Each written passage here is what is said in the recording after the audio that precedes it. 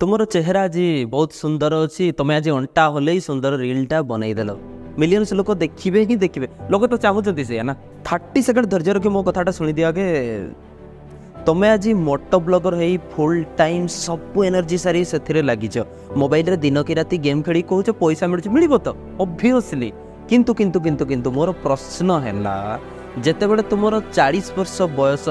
हो तुम से चेहरार ग्लोटा आउ न थाई पारे से बयसर राइटिंग एंड गेमिंग पे इंटरेस्ट न थाई पारे बयसर झांझी खरार माडरे आउ से रंग न थाई पारे तबे मोर भाई भौणी माने मो कहिबा कथा हला जहाँ भी पैशन तुमर अच्छी ताकू फुल टाइम करिवो कि पार्ट टाइम करिवो आ फ्यूचर रे पैशन और इनकम प्लान कौन रखिवो लाइफ रो सेकंड ऑप्शन तुम कौन रखिवो ए बंधुगण तुम आज ही भाभी रख आज हाँ वर्तमान काली को करी भावुवा लोक आज जाए किछि करिन मोर पदटी कथा मन रखिबो हे युवपीढ़ी तुम जहाँ भी करूच से आगामी 60 वर्ष चलिबो तो